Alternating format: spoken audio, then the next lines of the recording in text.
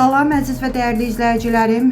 Bugün sizə kortizol, yəni stres hormonu haqqında danışacağım. Hansı ki, əgər qaydasında olmasa, bütün orqanizmimizə pis təsir eləyir, deyərdim ki, alt-üst eləyir. Kortizol hormonuna çox vaxtı stres hormonu da deyirlər. Çox xahiş edirəm, diqqətlə qulaq asın ki, biləsiniz ki, neynəsəniz kortizol hormonunuz qaydasında olar və kortizol hormonunuz və bu işarələr, indi sizə deyəcəm nələr varsa, demək ki, bu siqnallar sizdə varsa, demək ki, kortizol hormonunuz artıq qaydasında deyil.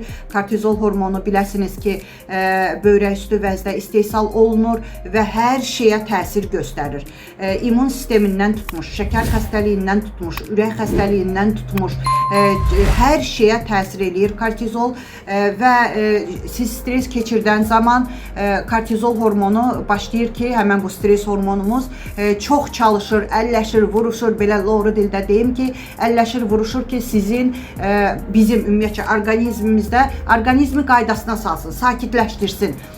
Amma bəzən bacara bilmir, çünki həddindən artıq stres keçirdəndə, nervi keçirdəndə artıq kortizol hormonu bacara bilmir, onda orqanizmdə nələr baş verir. Mənim əzizlərim, indi deyəcəksiniz ki, bəzən bir-ikiniz, təbii ki, sevməyən deyər, sevənlərim məni başa düşəcək. Çox xahiş eləyirəm, indicə məni YouTube səhifəmdə, Facebookda, Instagramda, TikTokda izləyirsinizsə, tez abunə olmağı unutmayın, bəyənmə işarəsini basın, şərhlər yazın, podpisasiya olunun, takib atın, çox xahiş edirəm. Çünki bu mənim üçün çox vacibdir. Mənim gözəl bacılarım, dəyərli qardaşlarım və bu başdan hər birinizə təşəkkür edirəm takib atdığınız üçün, abunə olduğunuz üçün.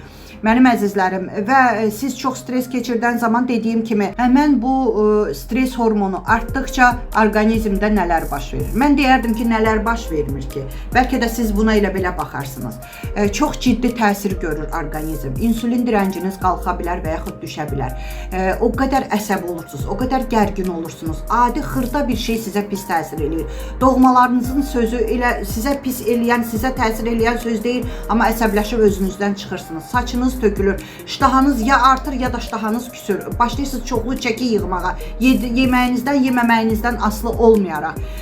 Dediyim kimi, insülin direncində oynamalar, sonra böyrəyinizə təsir eləyir, ürək damar sisteminə təsir eləyir. Mənim əzizlərim, o qədər pis təsir eləyir ki, orqanizmə. Depressiyaya düşürsünüz, bir çox xəstəliklər ortaya çıxır. Çox yaman pis şeydir mənim əzizlərim. İndi də özdə artıq çox cavanlarda da bu baş verir. Çünki həyatımız stresdən ibarətdir. Çalışdıqca stresdən uzaq olmaq lazımdır. Və mənim oxuduğum bütün kitablarda, məni tanıyanlar bilir ki, mən gecəmi gündüzümə qatıb oxuyuram. Hətta əldə edə bilmədiyim kitabları mən online oxuyuram. Azonda siz də eləyə bilərsiniz. Pul keçirdirsiniz, kitabı sizə göndərirlər və siz istavat eləyib oxuyursunuz. Yəni, gecələri də dayanmadan oxuyuram və bütün onkoloqların, dünyaca məşhur professorların, bilim insanlarının təsdiqlədiyi bir şeydir ki, stres hər bir xəstəliklərin başlanğıcıdır və bu kortizol hormonunu da biz çalışmalıyıq ki, qaydasında saxlayaq. Çalışdıqca serotonin hormonunu qaldırmalıyıq, yəni xoşbəxtlik hormonunu qaldırmalıyıq. Bunun üçün nə etmək lazımdır? Ən birinci yerdə durur yatmağınız.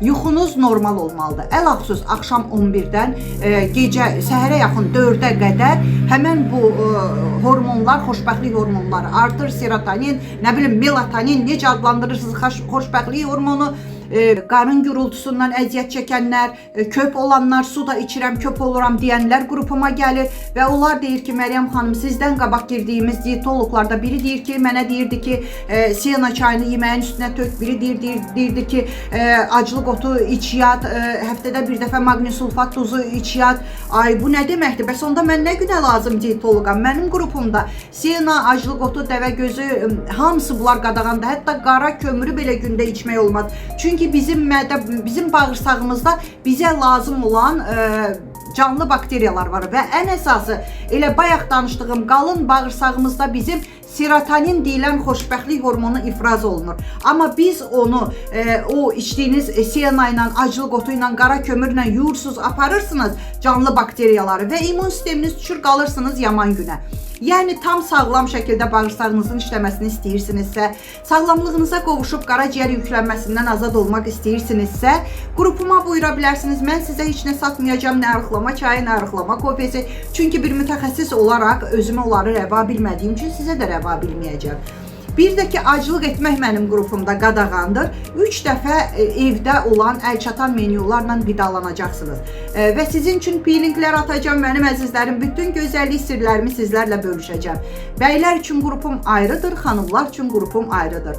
Bütün bu sadaladığım özəlliklər və gözəlliklər cəmi bircə dəfə 20 manat ödəməklə baş verir. Amma nömrəmi videonun üstündə qoya bilmədiyim üçün səsli şəkildə tələffüz edəcəm. Necə tələffüz edirəmsə, o cürə də yaddaşa salın. Dünyanın harasında olursunuzsa olun. Əlavələr etməyin. Üstə gələk 7 901 288 26 94. Mənim əzizlərim, şükürlər özü də böyük bir nemətdir. Şükürlərinizi bol-bol eləyin ki, şükürləriniz günü-günündən çoxalsın. Şikayətlərinizi azaldın ki, şikayətləriniz azalsın. Sağ olun.